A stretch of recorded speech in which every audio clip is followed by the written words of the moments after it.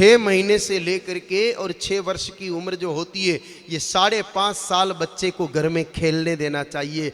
घर ही बच्चे का सबसे बड़ा स्कूल है और बच्चा खूब खेले कूदे। आजकल कई माताएं बच्चों को खेलने ही नहीं देती। हमने देखा 3 साल का बच्चा नर्सरी में स्कूल पढ़ने जा रहा है, गधे की तरह बेचारे के बस्ता पीछे लटका है और घर आकर के होमवर्क कर रहा है। बच्चे का बचपन जीने दो, वो बाद में थोड़ा ही खेल पाएगा। आप याद करो कितना खेलते, दौड़ते, कूदते थे, भागते, छुपा छुपी खेलते थे, पेड़ों पे चढ़ के कूदते थे, पता नहीं क्या क्या करते। वो बचपन तो आजकल बच्चों के पास बचा ही नहीं। किसी कवि ने लिखा है सज्जनों बचपन के लिए, मुझे कवि का नाम तो नहीं पता, लेकिन वो पंक्ति मेरे स्मृति में है। ये दौलत भी ले लो, ये शोहरत भी ले लो। एक वो व्यक्ति गा रहा है जिसका बचपन बीत गया, जवानी बीत गई और अब वो आगे कदम रख रहा है, उसको अपना बचपन याद आ रहा है और कह रहा है, ये दौलत भी ले लो, ये शोहरत भी ले लो, भले छीन लो मुझसे मेरी जवानी, मगर मुझको लौटा दो बचपन का सावन, वो कागज की कश्ती, वो बारिश का पानी, वो कागज की कश्ती, वो बारिश का पानी। बचपन लौट के नहीं आता साहब, इसलिए बच्चों को खेलने दीजिए, कूदने दीजिए। और जब बच्चा 6 वर्ष का हो जाए तब उसको मेरे भाई बहन पढ़ने भेजना चाहिए। शिक्षा की आयु वास्तव में 6 वर्ष है। राइट टू एजुकेशन एक्ट 2009, शिक्षा का अधिकार अनुच्छेद 2009 में स्पष्ट सरकारी आदेश है कि 6 वर्ष की उम्र ही पढ़ाई की वास्तविक उम्र है, उससे पहले पढ़ाना ठीक नहीं है। यूनाइटेड किंगडम यूके में 5 वर्ष से कम उम्र के बच्चे को स्कूल में एडमिशन नहीं दिया जाता। यूएस में 6 वर्ष से कम उम्र के बच्चे को एडमिशन नहीं मिलता है। और हमारे यहाँ तो अगर सिरोही में 12 महीने के बच्चे का स्कूल खुल जाए तो वहाँ पर भी भेज दें कि पोतड़ा भी मास्टर नहीं बदलती रहेगी। बच्चे की पहली पाठशाला घर है। बच्चा घर में बैठना उठना सीखे, खेलना खाना सीखे, उसके बाद बच्चे को विद्यालय भेजिए, उससे पहले नहीं।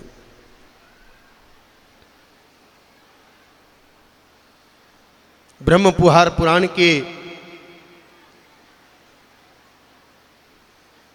184वें अध्याय में कहा है कि ज्यादा समय बच्चे को गोष्ठ में खेलने दीजिए। गोष्ठ का मतलब गाय माता के बाड़े में, जहां गाय माता का गोबर गोमूत्र और गाय माता के चरण उस मिट्टी पर लगे होते हैं, उसमें ऐसी ऊर्जा होती है कि बच्चे को ताकत प्रदान करती है, बुद्धि प्रदान करती है। इसलिए गाय के बाड़े में बच्चा खेले। आप जब दूध निकालो, गोबर हटाओ तो बच्चे को छोड़ दो वहां। बच्चा जितना गोष्ठ में खेलेगा उतनी शक्ति बढ़ेगी, ये ब्रह्म पुराण में वर्णित है। और बच्चा खेलते खेलते गाय माता की पूंछ पकड़ ले तो फिर समझ लो कि उसके जीवन की वारे न्यारे हो जाएंगे। भगवान कृष्ण जी को लेकर के भी प्रसंग आता है कि एक बार कन्हैया बाड़े में घुस गए, छोटे छोटे बछड़ों की पूंछ पकड़ ली। पहले बछड़े बैठे हुए थे, अचानक बछड़े खड़े होकर दौड़ने लगे, कन्हैया लटके हुए। बड़ा सुंदर दृश्य का वर्णन आता है। गायों के बीच खेले हमारे बच्चे। और जब उम्र 6 वर्ष हो जाए तब बच्चे को पहली बार पढ़ने के लिए भेजना चाहिए। इस सभा में पढ़ने वाले बच्चे कौन कौन है? थोड़ा हाथ खड़ा करना जरा। जो स्कूल कॉलेज जाते हो वो बच्चे हाथ खड़े करो भाई। बस इतने बच्चे आए। हमने कल कहा था आपको कि शिक्षा का विषय होगा, बच्चों को तो सबको लाना चाहिए था। हाँ, ज़्यादातर भाई बहनों सोचा कि गाय को पढ़ाई का ही लेनो देनो है। बाबा जी तुम्हें बातें करे हैं, what is relation between cow and education, the special relation between cow and student. गाय माता को अगर बच्चा समझ गया तो उसको तोते की तरह रटने की जरूरत नहीं पड़ेगी। रटने का काम तोते का है, बच्चों का नहीं। आजकल पढ़ाई भी पढ़ाई नहीं है, रट्टू तोते की तरह याद करके मार्क्स भले ले आते हैं, बाकी याद कुछ भी नहीं है। 10वीं के बच्चे को 8वीं का क्वेश्चन पेपर दे दो, हल नहीं कर सकता। आजकल की पढ़ाई का एक ही फार्मूला है भाई साहब, ये साल पढ़ो और इन्हें भूलो और नयो पढ़ो। अब मान लो कोई आप में से MBBS कर रहा है, पिछला भूल रहा है, नया याद कर रहा है, नया याद करके लिख लिया, डॉक्टर तो बन गया, लेकिन अब पुराना याद नहीं है, तो 2-4 को ऑपरेशन थिएटर में रोज ही निपटाएगा। और यही हो रहा है महाराज जी, यही हो रहा है। याद करो ओम जी, एक ब्रिज बना था त्रेता युग में, जो 2 इंजीनियरों ने मिलकर बनाया, नल और नील ने राम सेतु। आज भी है, टूटा नहीं है। ग्लेशियर पिघले हमारी गलती से, इसलिए पानी में डूब गया, वो आज भी टूटा नहीं है। और आजकल के मॉडर्न इंजीनियर ब्रिज बनाते हैं, 12 साल में ही निपट जाते हैं। क्यों? क्योंकि एजुकेशन ठीक नहीं है, हमारी शिक्षा ठीक नहीं है।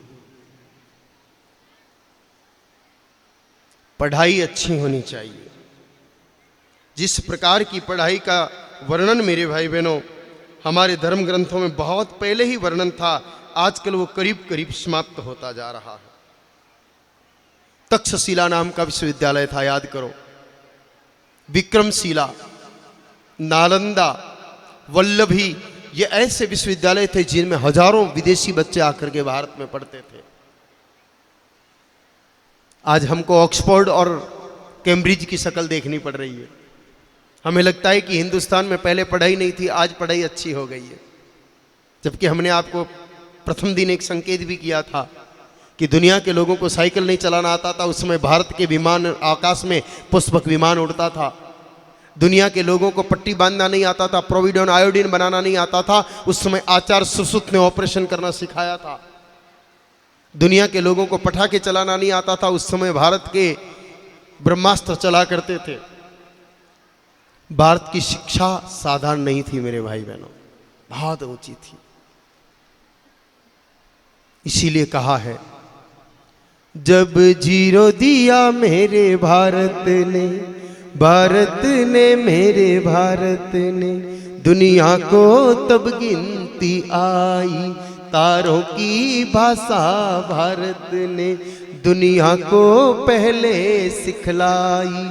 देता न दशमलव भारत तो यूं चांद पे जाना मुश्किल था, धरती और चांद की दूरी का अंदाजा लगाना मुश्किल था।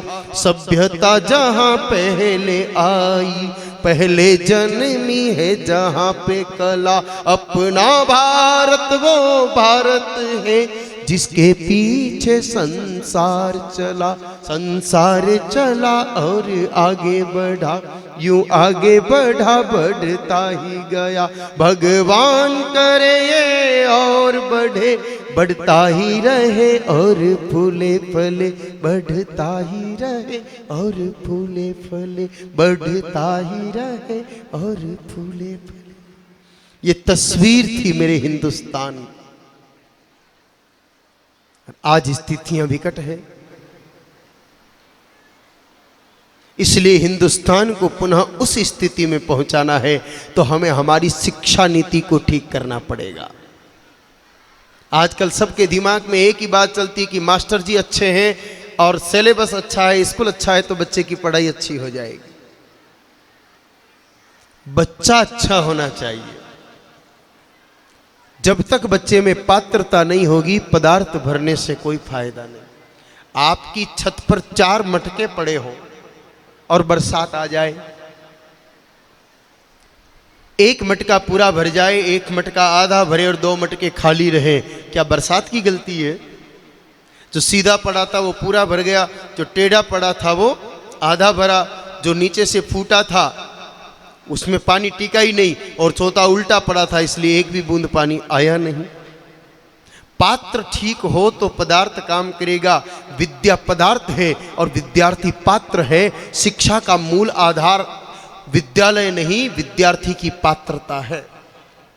आप अपने अपने बच्चों को पात्र बनाइए।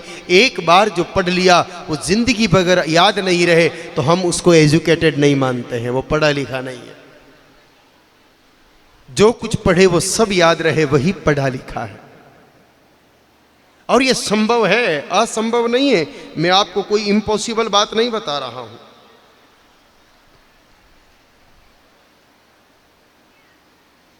उपनिषदों में एक उपनिषद है छांदोग्य उपनिषद। महाराज जी, छांदोग्य उपनिषद में एक बड़ा सुंदर प्रसंग आता है। जबाला नाम की एक ब्राह्मण स्त्री होती है, उसके पति की जवानी में मृत्यु हो जाती है। गर्भ में जब बच्चा होता है तभी बच्चे ने अपने पिता की शक्ल देखी नहीं। अब वो ब्राह्मणी गरीब है, दूसरों के घर बर्तन मांज करके अपना गुजारा करती है। जब उनका पुत्र सत्यकाम 6 बरस का हो जाता है तब वो उस बच्चे को लेकर के और गुरुकुल जाती है। जाकर के आचार्य जी को कहती है कि गुरुजी मेरे बच्चे को पढ़ा दीजिए। गुरुजी उसकी गोत्र पूछते हैं। वो स्त्री कहती है कि मुझे पता ही नहीं मेरे पति की क्या गोत्र थी, पूछने का मौका ही नहीं मिला, उससे पहले ही चले गए। तो कुछ और प्रश्न करते हैं लेकिन वो बच्चा उत्तर नहीं दे पाता। तब वो ऋषिवर कहते हैं कि देवी आपका बच्चा पढ़ने योग्य नहीं है, इसको ले जाओ।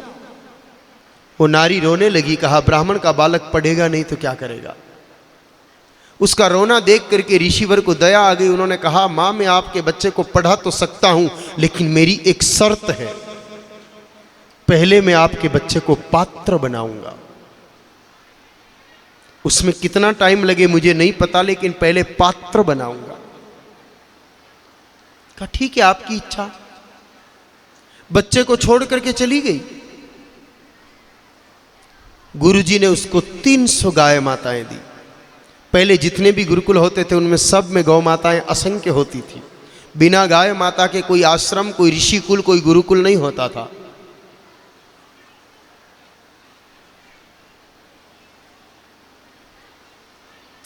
तीन 300 गाय माता दे करके कहा बेटा ये 1000 से ज्यादा हो जाए तब वापस आना, और जंगल में इन्हीं का दूध पीना, दूसरा कुछ कंद मूल फल खाना नहीं।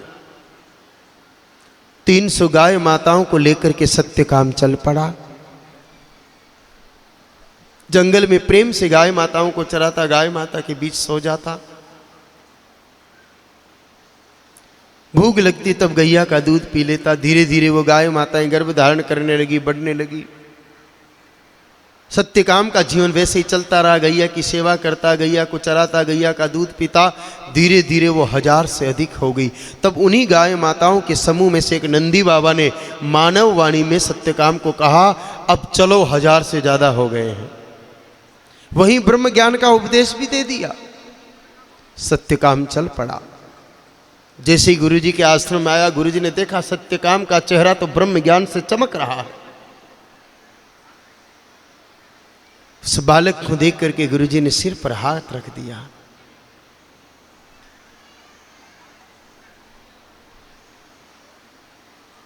बारह वर्षों से जो बालक बालिकाएं वहां पढ़ रहे थे, वो जिस बात को नहीं पकड़ पाए, सत्यकाम ने पात्रता के प्रभाव से, गौ कृपा के प्रभाव से 12 दिन में 4 वेद कंठस्थ करके दिखा दिए।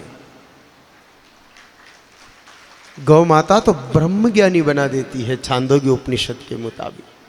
इसलिए आपके बच्चों में भी पात्रता होनी जरूरी है। किसी भी विद्यार्थी को पढ़ने के लिए मेरे भाइयों और बहनों 4 चीजों की आवश्यकता रहती है।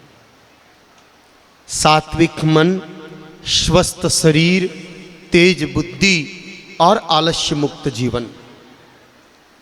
सुभाषितानी में लिखा भी है, अलसस्य कुतो विद्या अविधस्य कुतो धनम, अधनस्य कुतो मित्रम अमित्रस्य कुतो सुखम।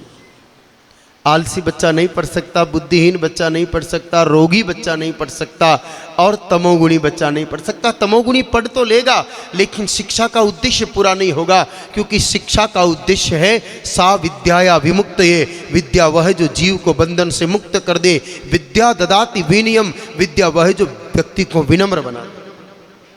अब आजकल विनम्रता नहीं है। 4 चौपड़ी पढ़ने के बाद कॉलर खड़ा करता है, आई एम एजुकेटेड पर्सन। विनम्रता कहाँ आई? पढ़ने से पहले विनम्र होना जरूरी है। पढ़ाई रावण ने भी की और पढ़ाई राम जी ने भी की। रावण ने राम जी से ज़्यादा पढ़ाई की, लेकिन रावण सतोगुणी नहीं था, इसलिए उस पढ़ाई ने विध्वंस किया, और राम सत्वगुणी थे, इसलिए मर्यादा का निर्माण करने का काम राम जी की पढ़ाई ने किया। अरे पढ़कर आने के बाद तो विनम्रता आनी चाहिए। आजकल पढ़ के आते हैं, MBA कर ले, उसके बाद तो वो अपने पिताजी को मूर्ख समझने लगते हैं बच्चे।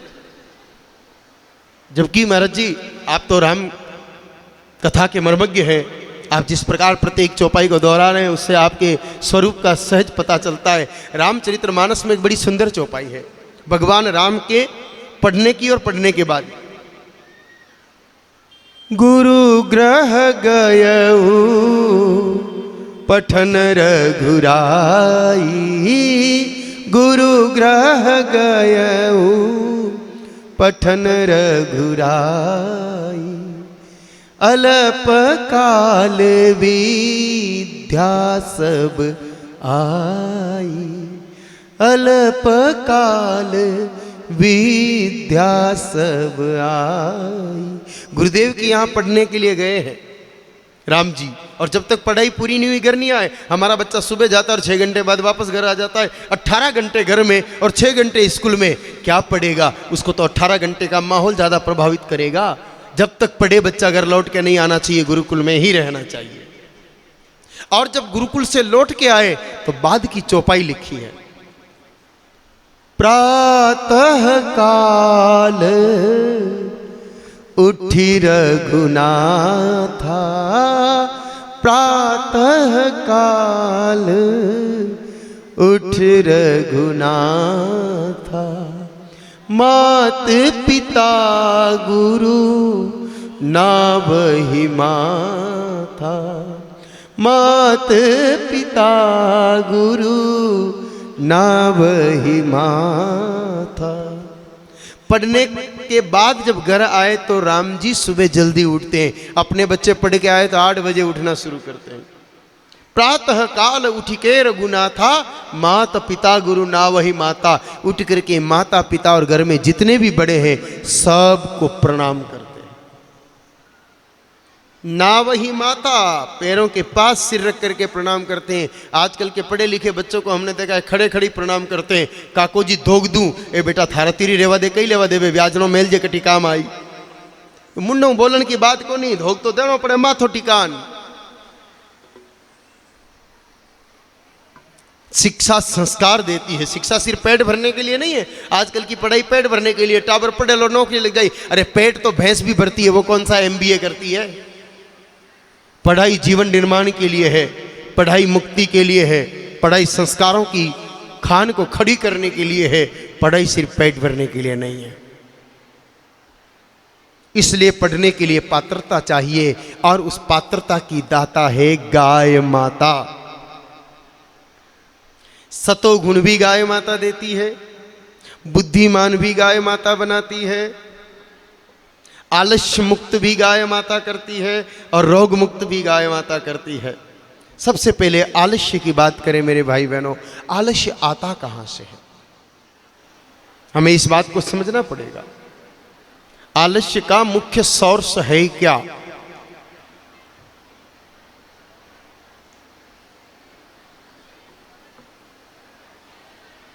आजकल हम देखते हैं बच्चे इतने आलसी है कि साल भर तो पढ़ते नहीं, और जब एग्जाम आता है तो हनुमान जी के मंदिर में जाते हैं और अगरबत्ती जला के जय हनुमान ज्ञान गुण सागर हनुमान जी महाराज, कुछ याद नहीं है बस पास करा देना। हनुमान जी क्यों पास करा देंगे भाई? ना क्यों? हनुमान जी को पास होना था तो कितनी मेहनत की हनुमान जी ने। एक चौपाई आती है हनुमान चालीसा में, जुग सहस्र जो जन पर भानु, लील्योताहि मधुर फल। इस चौपाई का अर्थ लोग बड़ा विचित्र करते हैं। मैंने कई लोगों को पूछा तो इसका जवाब मिलता है कि हनुमान जी छोटी उम्र के थे, मां नजर नहीं आई, सुबह सुबह भूख लगी, सूरज भगवान उग रहे थे, लाल फल समझ के खा गए। ओम जी, हनुमान जी में इतनी बुद्धि भी नहीं थी क्या कि फल और सूरज में अंतर नहीं समझ सके? अरे जिनके लिए कह रहे हैं कि बल बुद्धि विद्या देहु हरहु कलेश विकार, जो बल भी देते हैं, बुद्धि भी देते हैं, विद्या भी देते हैं, क्या उनको इतना ही पता नहीं पड़ता कि ये फ्रूट नहीं सन है? शुरुआत में क्या कह रहे हैं हम? बल बुद्धि विद्या देहु हरहु कलेश विकार। बीच में हनुमान चालीसा में ही बोल रहे हैं कि विद्यावान गुणी अति चातुर, वो विद्यावान ही है, गुणी भी है और चतुर है, तो फिर ये गड़बड़ कैसे हो सकती है कि वो सूरज को फल समझ के खा जाए? इस चौपाई का अर्थ ये बिल्कुल भी नहीं है। जुग सहस्त्र जोजन पर भानु, धरती से सूर्य इतने मील दूर है। पहले डिस्टेंस बताया, आगे कहा लिल्यो यानी ग्रहण किया, ताही यानी उनसे। अवधी भाषा में ताही का अर्थ उनको नहीं होता है, उनसे होता है। लिल्यो यानी ग्रहण किया, ताही यानी उनसे, मधुर यानी मीठा, फल यानी फ्रूट नहीं, रिजल्ट परिणाम। परीक्षा फल बोलते हैं कि नहीं बोलते हैं रिजल्ट को? यह जान करके भी सूर्य एक बेस्ट टीचर है, सूर्य भगवान एक अच्छे गुरु है, और इनके पास में पढ़ूंगा तो मेरा रिजल्ट अच्छा होगा। इसलिए इतनी मेहनत करके हनुमान जी महाराज वहां पहुंचे और पढ़ाई की। पुराणों में स्पष्ट लिखा है कि हनुमान जी के गुरुजी सूर्य है। तो बोलो, कोई गुरुजी को थोड़ी खाता है, गुरुजी से ज्ञान खाता है। तो जब हनुमान जी को इतनी मेहनत करनी पड़ी पढ़ाई के लिए, और आप 2 अगरबत्ती से हनुमान जी को खुश करके पढ़ लोगे, ये कैसे संभव है? हनुमान जी हमें संदेश देते हैं कि अगर पढ़ना है तो मेहनत करनी ही पड़ेगी, और मेहनत करनी है तो आलस्य मुक्त शरीर चाहिए, और आलस्य का मूल स्रोत भोजन है। श्रीमद् भगवत गीता जी के 17वें अध्याय के 8वें, 9वें और 10वें श्लोक को पढ़िए। सारा खेल भोजन का है। चलिए, गीता जी तो बहुत ऊंची बात है, मैं तो मारवाड़ी भाषा में बता दूं आपको। आप रगरे रोटी सोगरो रोज बने की को नहीं बने?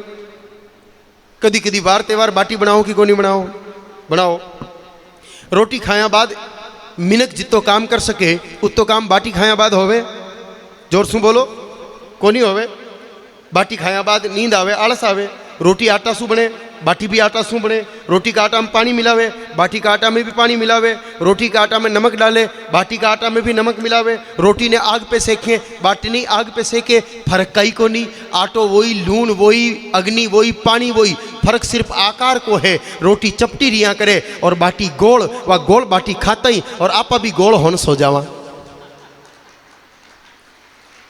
विचार करिए, सिर्फ भोजन के आकार में परिवर्तन आते ही के भोजन अपना प्रभाव बदल देता है। तो जब भोजन ही बदलेगा तो गड़बड़ होगी कि नहीं?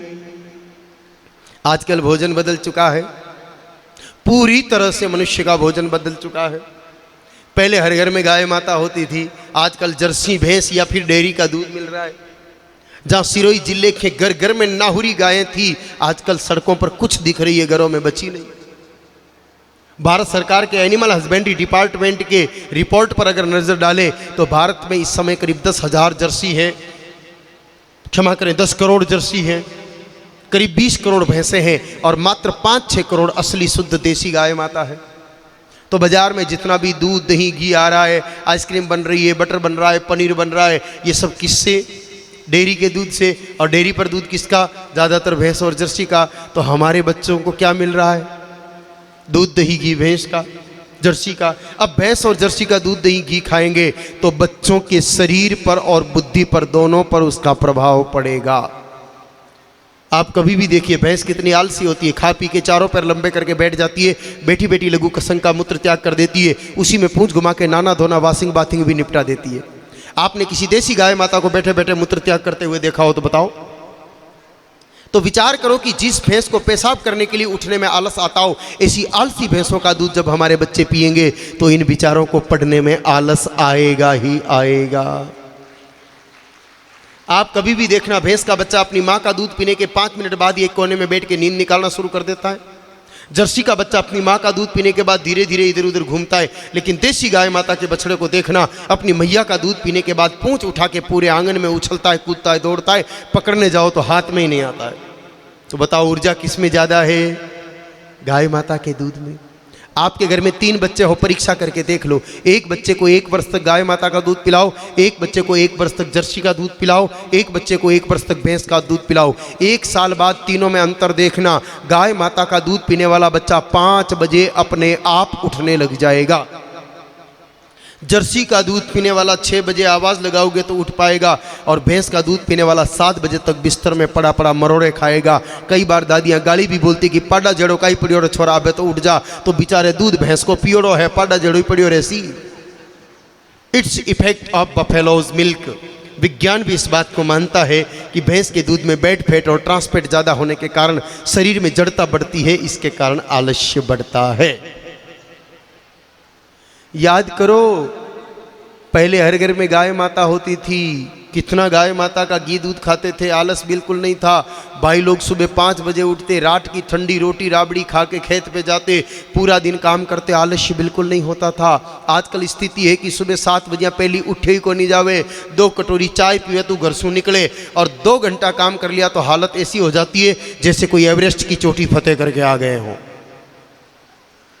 इसलिए बच्चों को दूध गाय माता का ही पिलाइए, चाहे 100 रुपया लीटर मिले तो मिले, लेकिन अपने पढ़ने वाले बच्चों के लिए वैद लक्षणा गौ माता जी का दूध परम आवश्यक है।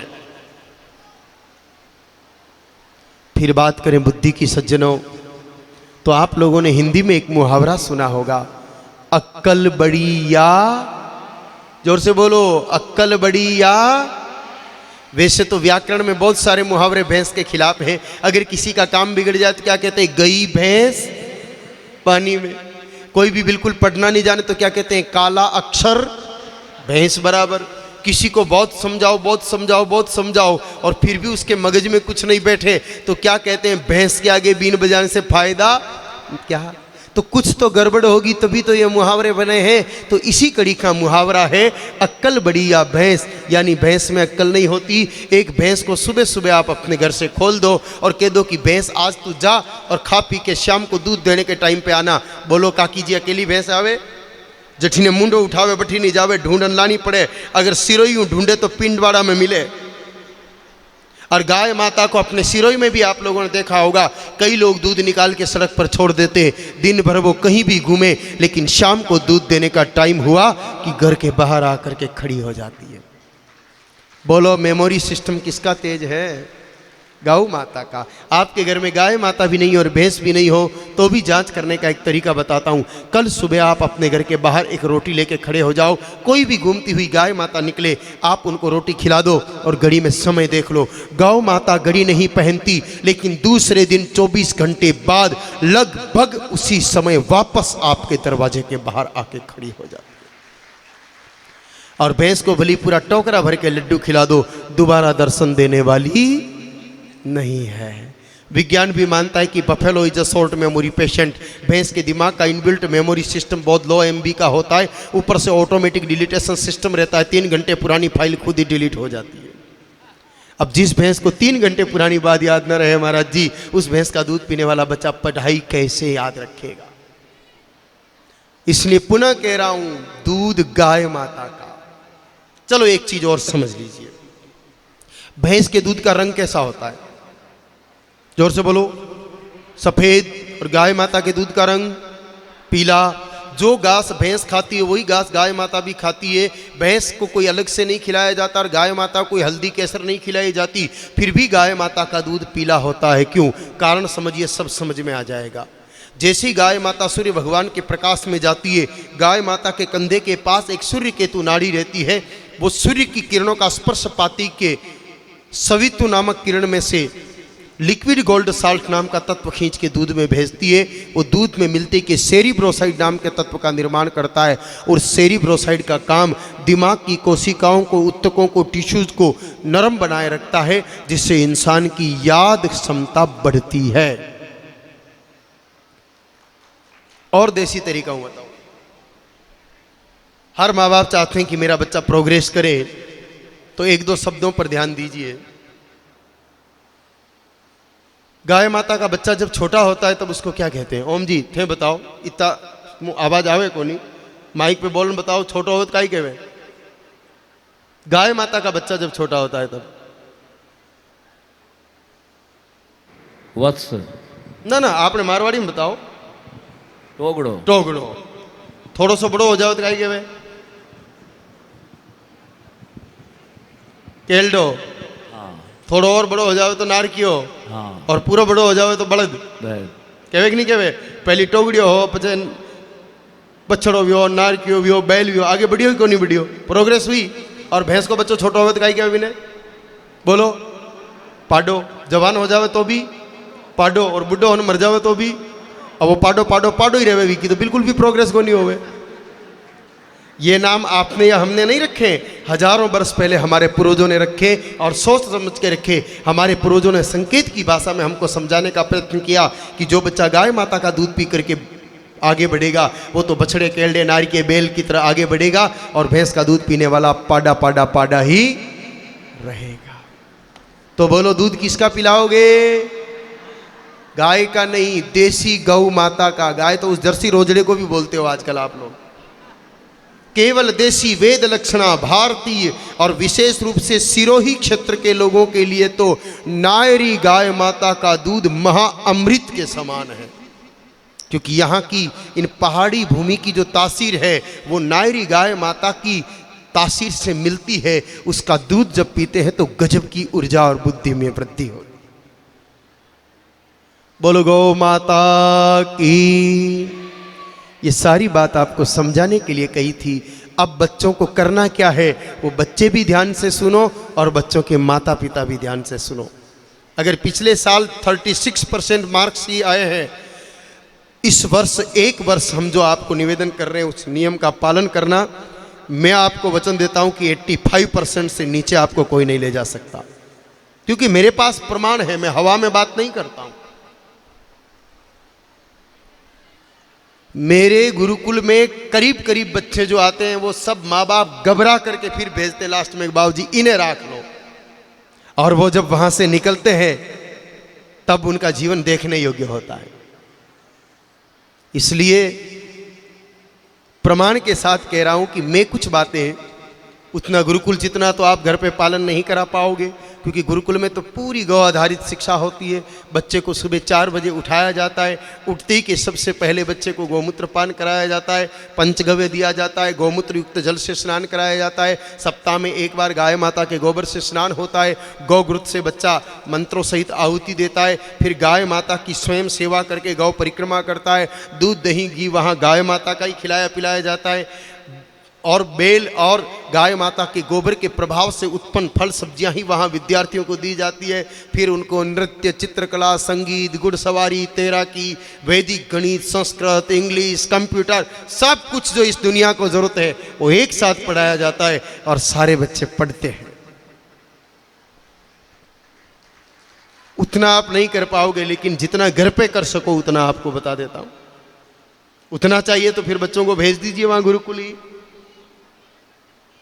अगर अन्य कहीं पढ़ते हैं उन बच्चों के लिए भी 1 महीने की व्यवस्था हम हर साल करते हैं। हर वर्ष 20 मई से लेके 19 मई से लेके 20 जून तक एक शिविर लगता है जब गर्मी की छुट्टियां होती है, और उस समय देश में कहीं भी पढ़ने वाले बच्चों का वहाँ 1 महीने के लिए एडमिशन होता है। और उस समय बच्चे को विशेष दवाइयाँ दी जाती है। 5 प्रकार की ऐसी औषधियाँ जो बच्चे के माइंड को इम्प्रूव करने का काम करती है, ताकि अगले 1 साल तक बच्चा जो कुछ पढ़े उसके दिमाग में अच्छे से बैठे। वहाँ योग प्राणायाम क्रियाओं के साथ साथ हवन इत्यादि और पूजा पाठ भी करवाया जाता है जो बुद्धि विकास के लिए आवश्यक है। उसके साथ औषधियाँ और उनको विशेष भोजन दिया जाता है, ताकि वो बच्चा फिर जा कर के 12 महीने कहीं भी किसी भी स्कूल में पढ़े उसको किसी तकलीफ का सामना नहीं करना पड़े। और बच्चे का आत्मबल इतना बढ़ जाता है, आप किसी दूल्हे को घोड़ी पर देखना। अगर दुल्हा हो ना 30 साल का 25 साल का नौजवान घोड़ी पे बैठा हो, उस समय उसका बीपी नापना 150 से ऊपर मिलेगा। जबकि घोड़ी धीरे धीरे चलती है, अगले आगे एक आदमी पकड़ के चलता है, पीछे उसका मित्र होता है, तो भी वो डरा हुआ सा रहता है। उसका चेहरा देखो तो हवाइयाँ उड़ी रहती है। और आप गुरुकुल में पधार के देखिए, हमारे यहाँ 6ठी क्लास के बच्चे दौड़ते हुए घोड़े की लगाम पकड़ करके उसकी पीठ पर चढ़ करके इन घोड़े को दौड़ा देते हैं। ये गौ कृपा से उनमें प्राप्त आत्मबल है। सिर्फ सारी खासियत गौ माता की है, वहाँ और कुछ भी नहीं है। जो कुछ होता है वो गौ आधारित होता है। इसलिए तो आपको जो करना है वो सुनिए। आपका बच्चा प्रतिदिन रात को 10 बजे सो जाए। मैं रात से शुरू कर रहा हूं बात को, क्योंकि आजकल 12-12, 1-1 बजे तक टेलीविज़न मोबाइल के चक्कर में जगते हैं। और विज्ञान कहता है कि सूर्य डूबने के 3 घंटे बाद मानव शरीर से नींद को प्रेरित करने वाले हार्मोन्स स्रावित होते हैं। उन हार्मोन्स का अनादर करके जबरन अगर कोई व्यक्ति प्रतिदिन जगता है तो उसका प्रभाव उसके मस्तिष्क की कोशिकाओं पर पड़ता है और वो कोशिकाएं कठोर होती चली जाती है, जिससे याद क्षमता घटती है। इसलिए विद्यार्थी को हर हाल में 10 बजे सुला दीजिए। जो लोग सोचते हैं कि 12-12, 1-1 बजे तक पढ़ेंगे तो ज़्यादा बुद्धिमान होंगे, नहीं। अवसाद में आ जाएंगे। आप कोटा जाके देखिए, कोटा में बच्चे 12-12 1-1 बजे तक पढ़ते हैं। हर साल 50-60 बच्चे आत्महत्या कर लेते हैं वहाँ। 10 बजे की बच्चा सो जाना चाहिए और सुबह 4 बजे बच्चे को उठा दो। यह है गोल्डन टाइम बच्चे के पढ़ने का। उठते ही के बच्चे को सबसे पहले थोड़ा सा गौमूत्र पिलाओ और उसके बाद बच्चे को कहो जाओ और 7 परिक्रमा गौ की करो। परिक्रमा में बहुत शक्ति है सज्जनों। एक छोटे से परमाणु के केंद्र के नाभिक के चारों तरफ भी इलेक्ट्रॉन परिक्रमा करते हैं, तब जाके वो अपने आप को विखंडन से बचा पाता है। पृथ्वी के ग्रेविटी सिस्टम में परिक्रमा की ही भूमिका है।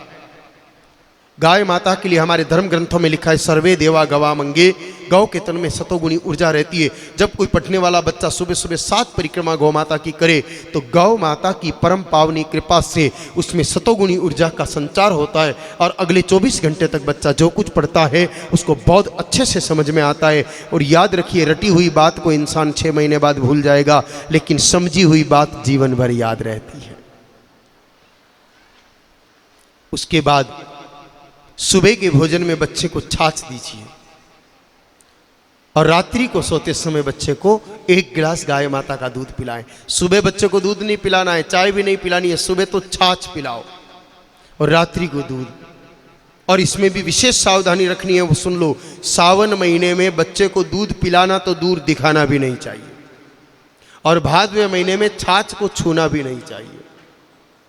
मत्स्य पुराण के 36वें अध्याय के 16वें श्लोक में स्पष्ट लिखा है श्रावणे वर्जियेत क्षीरम दधी भाद्रपदेस्तदा।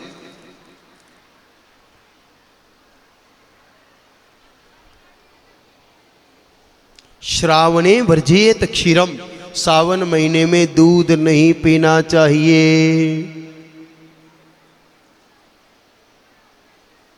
चलो सरल तरीके से निवेदन कर देता हूं। आप सावन महीने में दूध कौन से भगवान को चढ़ाते हो? जोरू बोलो, शिव जी।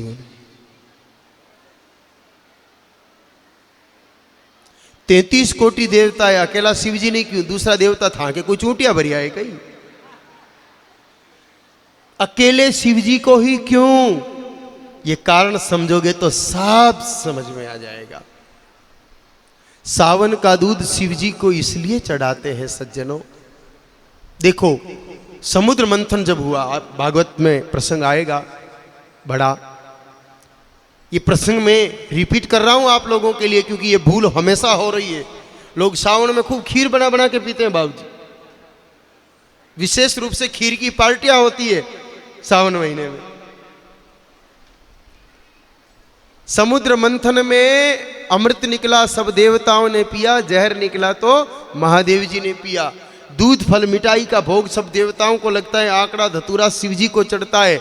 यानी कि जहर पचाने का पावर सिर्फ भगवान महादेव में है। और सावन महीने में प्राकृतिक कारणों से वात तत्व बहुत ज़्यादा बढ़ा हुआ रहता है दूध में, उससे वात वृद्धि जनित बीमारियों के कारण घुटने और सिर की बीमारियां पैदा होती है। हमारे पूर्वज हजारों साल पहले इस बात को जानते थे, इसलिए सावन का दूध हमारे पूर्वजों ने शिव जी पर चढ़ाना प्रारंभ कर दिया। आजकल जो पढ़े लिखे लोग हैं ना बाबूजी, सावन महीने में शिव जी के मंदिर में खड़े हो जाते।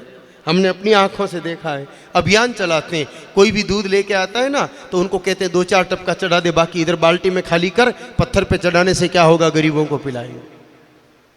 भैया गरीबों को पिलाना हो तो रोज पिलाओ ना, कौन मना कर रहा है, लेकिन शिव जी के हिस्से का ही क्यों? और आप में इतना ज्ञान ही नहीं है कि उस गरीब के बेचारे के और घुटने खराब करोगे सावन का दूध पिला के।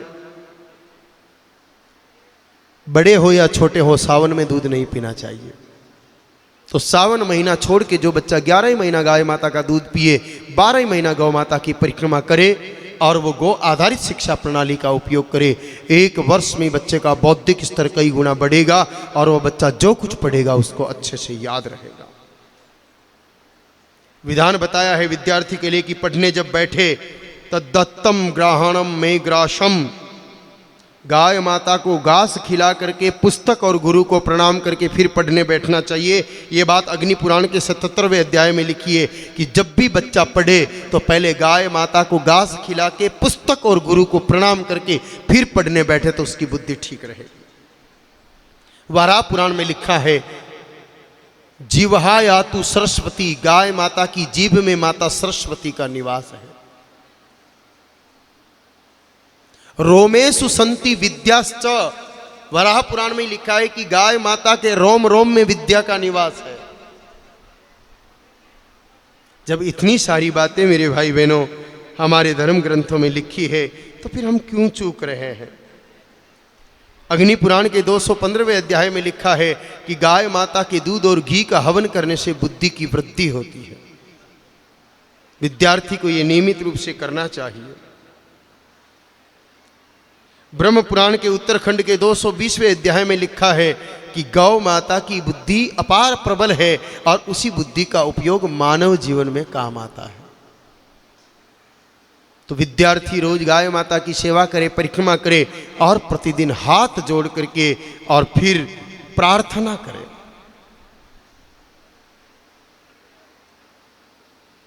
कि हे मां, आप सबको विद्या देने वाली हो। सत्यकाम जब पढ़ने के लिए गया तो आपकी कृपा से उसको विद्या प्राप्त हुई, हमें भी विद्या प्राप्त हो। हे मां, ऐसी कृपा करें। तो विद्यार्थियों को रोज गौ माता के सामने एक प्रार्थना करनी चाहिए।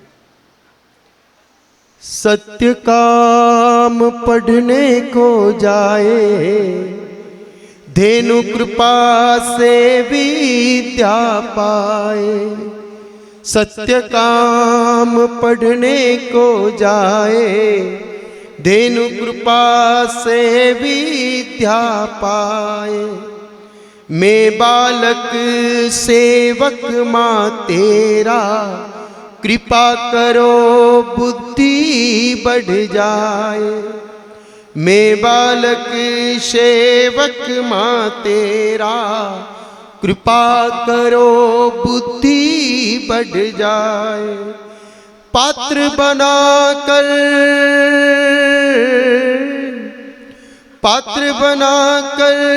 ज्ञान दिला दो, और शरण में जाऊं कहाँ।